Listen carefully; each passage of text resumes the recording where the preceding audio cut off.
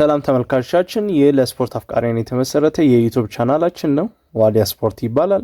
በዚህ የዩቲዩብ ቻናላችን የተለያዩ የስፖርት ትንተናዎችን የምናቀርብበት ለወደፊትም ደግሞ ከታክቲካል ጉዳዮች አንጻር ሰፋ ያለ የቪዲዮ ትንተና የምናቀርብበት ይሆናል። በዛሬው ዕለት ከምንዳስሳቸው ጨዋታዎች መካከል የትላንትናው የተካሄደው የማንቸስተር ዩናይትድ እና የወልቭስን ጨዋታ ነው። ትላንትና ወደ ጨዋታው ስንገባ ማንቸስተር ዩናይትድ ግድ ማሸነፍ የነበረበት ጨዋታ ነው። ምክንያቱም ባለፉት ሁለት ጨዋታዎች ከዌስትሃም እና ከኤቨርተን ጋር ባለው ጨዋታ ነጥብ የጣለበት ሁኔታ ተፈጥሮ ነበረ። ከዌስትሃም ጋር አንድ አቻ፣ ከኤቨርተን ጋር ደግሞ 1-0 የተሸነፈበት ሁኔታ ነበረና ስለዚህም በዚህኛው ጨዋታ ግዴታ ማሸነፍ አለበት ተብሎ ተገምቶ ነው ሲገባ ወደ ጨዋታ የተሄደው። ነገር ግን የወልቭስ የነበረው ፐርፎርማንስ ጥሩ የሚባል አልነበረም። ባለፉት 5 ጨዋታዎች ምንም ጎል አላስቆጠሩም። ይህ ማለት ከኦክቶበር ጀምሮ ምንም ጎል ያላስቆጠረ ቲም ነው እና እስካሁን ምንም ጨዋታ ማሸነፍ ያልቻለ ቲም ነው። 14 ጨዋታዎች ውስጥ 2 አቻ፣ ሌላውን በሽንፈት ያጠናቀቀ ቲም ነው እና ይህንን ቲም ማሸነፍ ግዴታ የሚሆንበት ለዩናይትድ የገባንበት ጨዋታ ነበረ። ወደ ጨዋታው በጥልቀት ስንገባ ዩናይትድ ጨዋታውን በጥሩ ሁኔታ ነበር የጀመረው። 2-3 ቻንሶችን ቢሰጡም ነገር ግን የቡርኖ ቻንስን በአሪፍ ሁኔታ በእርግጥ አሪፍ ነው የሚባል ባይሆንም ያስገባበት መንገድ ግን ቡርኖን ያለውን ታታሪነት ማድነቅ እንችላለን። ከዛ ባለፈ ግን ጨዋታውን ከ1-0 በኋላ ዩናይትድ ጨዋታውን ትንሽ ኮንትሮል ለማድረግ ከብዶት ነበረ። ይሄ ደግሞ አጋጣሚዎች በጣም ብዙ ጊዜ የተደጋገሙ ናቸው። እንደምታውቁት ኤቨርተን ላይ ራሱ ካገባ በኋላ ዩናይትድ አንደር ፕሬዠር የሚሆንበት ጫና፣ ሌሎች ቲሞች ጫና የሚያሳድሩበት ሁኔታ ነው የሚፈጠረው። ይህ ሁኔታ ከሲስተሙ ምክንያቱም 2 ሚድፊልድ ስለሚጠቀም ነው የሚል ምልከታዎችን ብዙ ሰዎች ያስቀምጣሉ። ምክንያቱም ሚድፊልድ ስናስቀምጥ ተጨማሪ የሚድፊልድ እግር ስናስቀምጥ ጨዋታዎችን በቀላሉ ኮንትሮል ማድረግ እንችላለን፣ ማረጋጋት እንችላለን። ነገር ግን በዚህ ሲስተም ላይ አብዛኛው ትኩረቱ በዊንግ ባክ እና በተከላካዮቹ ላይ እና በሁለቱ ነምበር ቴኖች ላይ ያተኮረ ነው። ስለዚህም ጨዋታዎችን ብዙ ጊዜ ዩናይትድ ኮንትሮል ለማድረግ በጣም ሲገብደው እንመለከታለን እና ይህንን ችግር ለወደፊት እንዴት እንደሚቀርፍ እየተመለከታቸው ያላቸው ተጫዋቾች አሉ እንደ ዋርተን፣ እንደ ባሌባ ወይም እናም የኖቲንጋም ፎረስቱ አንደርሰን ኢነርጂ ያላቸው የተሻለ ኳስ ላይ አሪፍ የሚባሉ ተጫዋቾች ናቸው። ነገር ግን በዛሬው ዕለት ከነበረው ተጫዋቾች መካከል 3 ተጫዋቾች በጣም በልዩነት ኳሊቲያቸው ገኖ ታይቶ ነበረ። ከነዚህ መካከል ሜሰን ማውንት፣ ብሩኖ እና ኤደን ሄቨን ነበሩ። የሜሰን ማውንትን ፐርፎርማንስ ሳያደንቁ ማለፍ በጣም ይከብዳል። ይህ ተጫዋች ለዩናይትድ ባለፉት 3 ዓመታት ብዙም አገልግሎት የሰጠ አልነበረም። በቴናንግ ጊዜ የተገዛ ተጫዋች ነው። በመጀመሪያ ጊዜ የተገዛበት በቴናንግ ጊዜ ነበረ። በዛኑ ዓመትም ብዙ አገልግሎት አልሰጠም። ከዛም ቀጥሎ በነበሩ ጊዜያትም በጉዳት በጣም በከፍተኛ ጉዳት ለረዥም ጊዜ ከሜዳ ከራቁ ተጫዋቾች መካከል አንደኛው ነው። ሁለተኛው ያው ታይለር ማላሲያ ነው። ከዛም ባለፈ ግን የተጫዋቹን ኳሊቲ አለማነቅ አይቻልም። ይህ ተጫዋች በቼልሲ ቤትም በባክስሪ የተጫወተ ተጫዋች ነው። ነገር ግን የሜሰን ማውንት ትልቅ ችግሩ ተብሎ የሚታሰበው ለጨዋታ ዝግጁ አለመሆን ነው እና ከፊትነስ ረገድ ነው። ነገር ግን በዛሬው ጨዋታ እጅግ ለምን እንደተገዛ የሚያስመሰክር አይነት ፐርፎርማንስ ነው ያሳየው። ተቹን ብንመለከት፣ ፓሲንጉን ብንመለከት፣ ሊንክአፕ ፕሌይ ሲያደርግ በጫና ውስጥ እንዴት ከጫና ሰንጥቆ ለማውጣት የሚያደርገው ጥረት፣ እንደውም የምታስታውሱት ከሆነ በአንድ ኳስ ወደ ኢምቦሞ የላከውን ፓስ ብትመለከቱ በጣም ወርልድ ክላስ የምንለው አይነት ፓስ ነው እና ሜሰን ማውንት በዛሬው ጨዋታ በጣም ምርጥ እንቅስቃሴ ካደረጉ ተጫዋቾች መካከል ነው። በተለይም ከቡርኖ ጋር የነበራቸው መናበብ፣ እንደውም የ3ኛውን ጎል መምጣት ስንመለከት ቡርኖ ኳሱ ወደ እርሱ ሳይደርስ ማውንት ሩጫውን የጀመረበት ከተከላካይ ጀርባ መሮጥ የጀመረበትን እና በእነሱ መሀል እየተፈጠረ ያለው ኮኔክሽን በጣም የሚማርክ ነው። ለወደፊትም አሪፍ ነው። ብዙ ጎሎችን የሚያስቆጥሩበት ሁኔታ ይፈጠራል ተብሎ ይታመናል። ነገር ግን ከዛ ባለፈ ሜሰን ማውንት የሚሰጣችሁ ነገር በሜዳ ውስጥ ወርክ ሬት ነው። እንደ ሌሎች ተጫዋቾች አይደለም። በጣም 90 ደቂቃ ቢሮጥ ማይደክመው አይነት ተጫዋች ነው እና ብዙ ጊዜ አይታችሁ ከሆነ የታክቲካሊም አሪፍ የሚባል ተጫዋች ነው። ምክንያቱም ብዙ ጊዜ አሰልጣኞችም በዚህ ረገድ በጣም ይወዱታል። በቼልሲም እያለ በዩናይትድም ቆይታ ብዙ አሰልጣኞች ይሄ የኔ የምለው ተጫዋች የሚሉት አይነት ተጫዋች ነው እና ሜዳው ላይ የሚተገብራቸው ነገሮችን ከዛ አንጻር ከታክቲካሊም ፍሉድ ከመሆን አንጻር ሜሰን ማውንት የተሻለ ተጫዋች ነው እና ከቡርኖ ጋር የነበራቸውን ኮኔክሽን በጣም ለወደፊት ለዩናይትድ የተሻለ ነገር ይፈጥራል ተብሎ ይታሰባል። ነገር ግን አሁን ጥያቄ የሚያስነሳው የተጫዋቹ ኳሊቲ ሳይሆን የተጫዋቹ ፊትነስ ነው። በቀጥሎ ደግሞ ብሩኖ ፈርናንዴዝ ነበረ። በዛሬው ዕለት 3 የጎል ኮንትሪቢሽን አካሂዷል። 2 ጎልና 1 አሲስት ለሜሰን ማውንት። ብሩኖ በጣም ለዩናይትድ በመጥፎ ጊዜያቶች ውስጥ ሁሉ ኦልዌይስ በፊት እግሩ የሚቆም ተጫዋች ከምንለው መካከል አንዱ ነው። ከብሩኖ ፐርፎርማንስ ብታጡ ኦልዌይስ የማይቀረው ጎልና አሲስት ነው። ኦልዌይስ ጎልና አሲስት ከቡድኑ አናጣም። እናም የቡድኑ ልዩ ኳሊቲ ዋን ተች ፓስ የሚያደርጋቸው ወዲያውኑ ከሌሎች ተጫዋቾች ቀድሞ ጨዋታዎችን አንብቦ የኳሶችን የሚለቅበት ሁኔታ፣ ኳሶችን ረዣዥም ኳሶችን የሚጥልበት መስመር ሰንጣቂ ኳሶችን ላይን ብሬኪንግ ፓስ የምንላቸውን የሚሰጥበት ሁኔታ የቡድኑ ልዩ ኳሊቲ ነው እና ብዙ ጊዜ እንደውም በጣም ብዙ አይነት እንደዚህ አይነት ሪስክ ያላቸውን ኳሶች በመልቀቅ እንደውም አንዳንዴ ይታማል። ምክንያቱም ኳሶችን ሌላው ለተቃራኒ ቡድን በጣም ብዙ ጊዜ ይሰጣል በማለት ማለት ነው። ኳስ ፖሴሽን ሎስ እንድናደረግ ጉዳት ይፈጥርብናል የሚል የማንቸስተር ዩናይትድ ደጋፊዎች ግምገማም አለ። ነገር ግን ስቲል ይህንን ተጫዋች አለማድነቅ አይቻልም። የኤክስኪዩት የሚያደርግበትን ወዲያው ጨዋታዎችን ካየ በኋላ መስመሮችን ካየ ወይም ክፍት የሆኑ ተጫዋቾችን ካየ በኋላ አሲስት ለማድረግ ያለው ተነሳሽነት ወይም ዋን ተች ፓስ የምንለውን ከማድረግ ወደኋላ የማይል አይነት ተጫዋች ነው። እንደውም ብሩኖ በዚህ ዓመት ወደኋላ ወደ ኤት ሮል በጣም ከተሳበ ወዲህ ትልቁ ችግር ይሆናል ተብሎ የታሰበው የጎልና የአሲስት ኮንትሪቢሽኑ ነበረ። ምክንያቱም ብሩኖ እንደምታውቁት ቴን ወይም ክሬቲቭ የሆነ ፕሌየር ነው። ክሬቲቭ የሆኑ ተጫዋቾቻችሁን ደግሞ ሁል ጊዜ ወደ ጎሉ ታቀርባላችሁ እንጂ ከጎሉ ወደኋላ አታርቁም። ስለዚህም ብሩኖ ግን በዚህ መሀል ራሱ ሆኖ አሁንም ጎልና አሲስቶችን የሚያደርግበት ሁኔታ በጣም ለዩናይትድ በጣም ጠቃሚ ነው። አሁን በሱ ረገድ በጎልና አሲስት እየመራ ያለ ተጫዋች ነው ከዩናይትድ ተጫዋቾች መካከል። ነገር ግን ዛሬ ከወልቭስ ጋር ተጋጠሙ እንጂ ቡድኑ ለማጥቃት ወይም ወደፊት ፎርዋርድ በሚሄድበት ሰዓት የሚፈጥረው መሀል ላይ ሜዳ ላይ ክፍተት ትንሽ ለዩናይትድ አስጊ የሚሆን ይመስለኛል። ምክንያቱም ወልቭስ የነበራቸው ፐርፎርማንስ ጥሩ የሚባል ቲም አልነበሩም።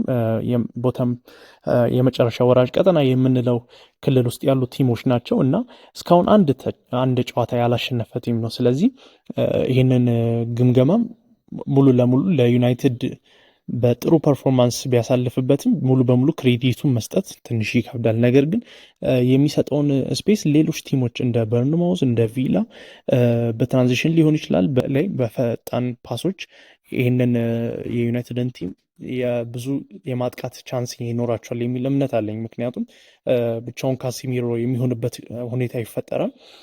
ከዛ ባለፈ ግን ኤደን ሄቨን ይሄ ተጫዋች ከአርሴናል አካዳሚ የመጣ በ1.5 ሚሊዮን በታች የተገዛ ተጫዋች ነው።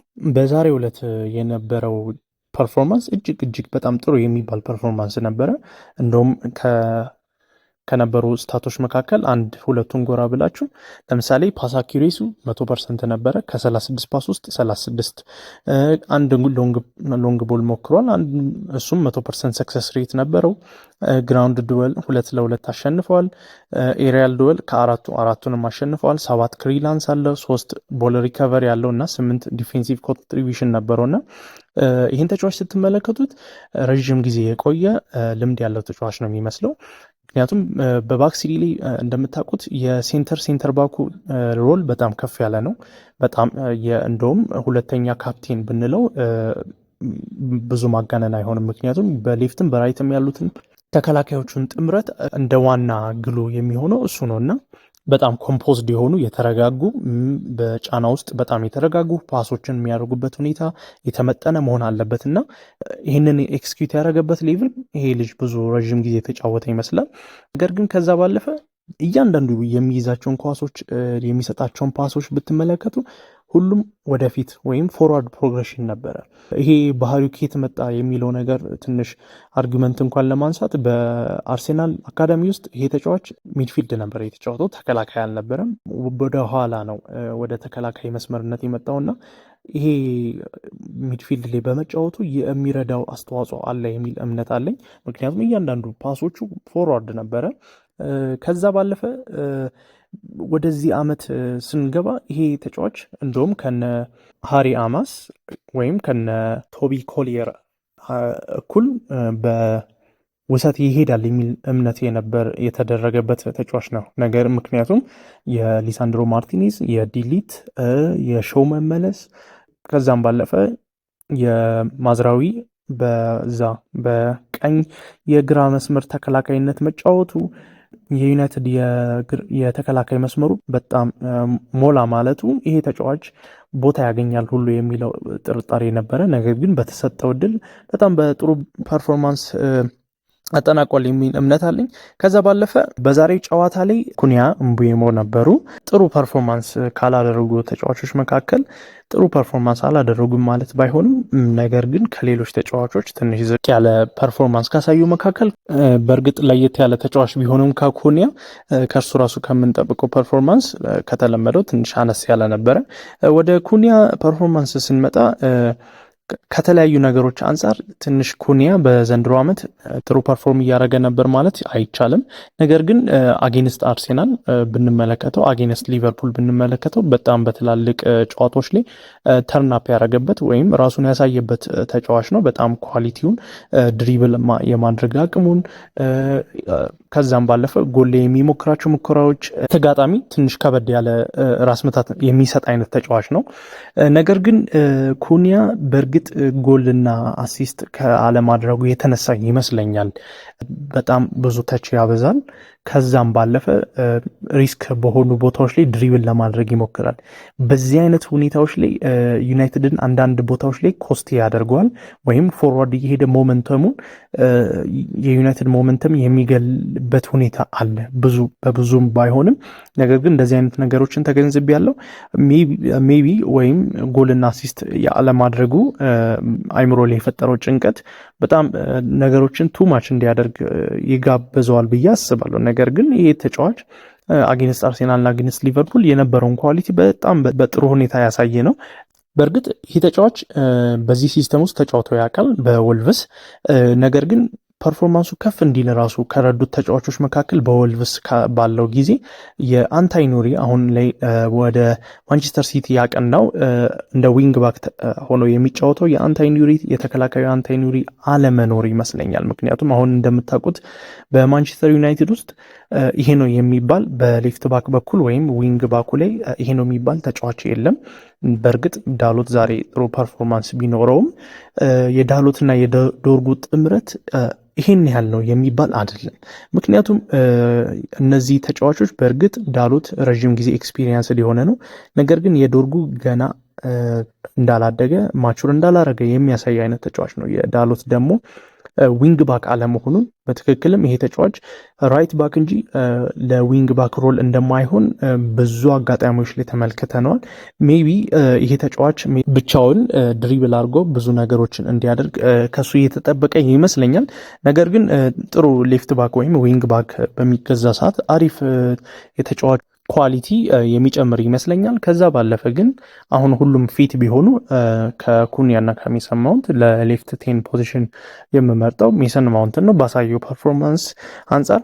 ነገር ግን የኩኒያንም በኩል ጥሩ አርጊመንት ይኖራል። ለምሳሌ አይታችሁ ከሆነ በተጫወተባቸው ጨዋታዎች እንደ ስትራይከር ነበር እየተጫወተ የነበረው እና በዚህ አይነት ፖዚሽን ውስጥ እንደ ኩኒ አይነት ተጫዋቾቻችሁን ብዙ ጊዜ የምትፈልጉት ኳስ ላይ እንጂ ከኳስ ውጪ ሩጫዎችን ሲያደርጉ ፕረስ ሲያደርጉ አይደለም እና ብዙ ጊዜ ኳስ እንዳያገኝ የሚሆንበትን ምክንያት ይሄ ነው እና ብዙ ጊዜ ፍራስትሬትድ ሆኖ ወደ ሚድፊልድ በመምጣት ኳሶችን በራሱ ድሪብል አድርጎ ለማለፍ ይሞክራል እና ከዚህ አንጻር ሜቢ ስትራይከር ፖዚሽን ላይ መጫወቱ በጣም እየጎዳው ይመስለኛል።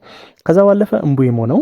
እምቡሞ በእርግጥ ከኩኒ አይነት ለየት ያለ ተጫዋች ነው። ከተከላካዮች ጀርባ መሮጥ የሚፈልግ ብዙ ጊዜ በትራንዚሽን ላይ በጣም አደገኛ የሆነ ተጫዋች፣ እድል ከሰጣችሁት ፊኒሽ ማድረግ የሚችል በጣም የምትተማመኑበት አይነት ተጫዋች ነው። ነገር ግን ከዚያ ያለፈ ፐርፎርማንሱ አነስ እያለ እየመጣ ያለበት ሂደት ነው ያለው ዩናይትድ ቆይተው ማለት ነው። ነገር ግን አሁንም ቢሆን ይሄ ተጫዋች አሁንም የዩናይትድ ቶፕ ስኮረር ነው። 8 ጎል እና 2 አሲስት በማድረግ የዩናይትድን የጎልና የአሲስት ሪካርዱን አሁንም እሱ ይዞ ነው ያለው። ነገር ግን ከዛ ባለፈ ከእምቦሞ የምንጠብቀው ነገር ይኖራል። በትላንትናው ዕለት የፈረስተቹ የእምቦሞ ብዙም ጥሩ አልነበረም። አንዳንድ ጨዋታዎች ላይ ያባከናቸው እድሎች ነበሩ። ከዛ ባለፈ ግን በጥሩ ሁኔታ ሁለተኛውን ጎል የጨረሰበት እድል ነበረ። ጎል እስካገባ ድረስ ብዙ ጊዜ ከእምቦሞ ይሄ ነው የሚባል ፐርፎርማንስ አጠብቁ። ምክንያቱም ሲገዛም የተገዛበት ምክንያት ባለፈው ዓመት የነበረው ሪካርድ በፕሪሚየር ሊጉ 20 በላይ ጎሎች ያስቆጠረ ተጫዋች ነው እና የዩናይትድንም የጎል ሪካርድ እጥረት ያሻሽላል ተብሎ ከተገዙት ተጫዋቾች መካከል ነው። ከዛ ባለፈ ግን ቀጥሎ ወደ አሞሪም የሰብስቲሽን ሁኔታ ስንመለከት ከጌም ማኔጅመንት አንጻር አሞሪም ትንሽ አሁን የሚቀረው ይመስለኛል። በእርግጥ ሴንተር ባኮችን የመቀየር ልምዱ አሁንም ድረስ ጨዋታዎችን እያሳደደም ዩናይትድ ይሁን ወይም እየተከላከለም ይሁን ብዙ ጊዜ ተከላካዮችን በጣም ይቀይራል። ጎል ሲያስፈልገውም ተከላካይ ነው የሚቀይረው። መሪነትን ማስጠበቅ ሲያስፈልገውም ተከላካይ ነው የሚቀይረውና በእርግጥ ሜቢ ተጫዋቾች እንዳይጎዱበት ከሚል አንጻር ሊሆን ይችላል። ነገር ግን ብዙ ጊዜ ተጫዋቾችን በ60ኛው ሚኒት ላይ ስትቀይሩ ከተከላካይ መስመር ያላቸውን ኬሚስትሪ ብዙ ጊዜ ያጣሉና ጎል ራሱ እንዲቆጠርባቸው ምክንያት የመሆን ቻንሱ በጣም ከፍ ያለ ነው። ነገር ግን ትላንትና ወልቭስ ወደፊት በመሄድ ረገድ ምንም አይነት የማጥቃት ሁኔታ ከነሱ ረገድ ስላልነበረ መቀየሩ ያን ያህል ጉዳት ላያስመዘግብ ይችላል። ከዛ ባለፈ የሜኑ በ78ኛው ደቂቃ 3-1 ዩናይትድ እየመራ እያለ የገባበት ሁኔታ ተፈጥሮ ነበረ። ሜኑ አሁንም ጨዋታው ደቂቃዎች ሳያገኙ ቁጭ እያሉ ካሉ ከዩናይትድ ተጫዋቾች መካከል ነው። በእርግጥ ፖል ስኮልስ አይነት የዩናይትድ ሌጀንዶች ሜኑን አሁንም በተቻለው አቅም በጃንዋሪ ትራንስፈር እንዲለቅ እየመከሩት ይሆናል። እኔም ለሜኑ ምክር ቢኖረኝ ራሱ በዚህ አይነት ሲስተም ውስጥ በጣም ሃይ ኤነርጂ የሆነ ኳስ በጣም የሚያሸንፍ ዱዌል አሪፍ የሆነ ተጫዋች ኤሪያል ዱዌል ራሱ የሚያሸንፍ ተጫዋች ነው። ብዙ ጊዜ በዩናይትድ ባክስሪ ፎርሜሽን ውስጥ የሲክስ ሮል መጫወት የሚችለው እንደ ባሌባ አይነት ተጫዋች ወይም እንደ አንደርሰን ማለት ነው። ሜኑ ደግሞ ኳሶችን ይዞ ተረጋግቶ ኮንትሮል ማድረግ ሞሮፍ 8 የምለው በእኔ እይታ እንደ 8 ወይም እንደ 10 የማየው ተጫዋች ነው። ነገር ግን አሁን ላይ ይሄ ቦታ ደግሞ በቡርኖ የተያዘ ነውና ነምበር 10 ላይ ብትሉ የሰማውንት ኮኒያ፣ እምቦሞ ኢቭን አማድ ራሱ በዛ ቦታ መጫወት የሚችልበት ሁኔታ አለና በእርግጥም አሁን ለዩናይትድ ከሚያስፈልጉ ተጫዋቾች ለዚህ ሲስተም አስፈላጊ ናቸው ከሚባሉ ተጫዋቾች አንዱ እንዳልሆነ አሞሪም ግልጽ ያደረገ ይመስለኛል ከሚሰጠው የጌም ታይም አንጻር። በቀጣዮቹ ጨዋታዎች ዩናይትድ ከበርንማውስ፣ ከቪላ እና ከኒውካስል በሜዳው ይኖረዋል። በእነዚህ ጨዋታዎች ዩናይትድ ነጥብ መሰብሰብ አለበት ተብሎ ይታመናል። ለዛሬው የጨዋታ ትንተናችን ይሄ ነበር። አመሰግናለሁ።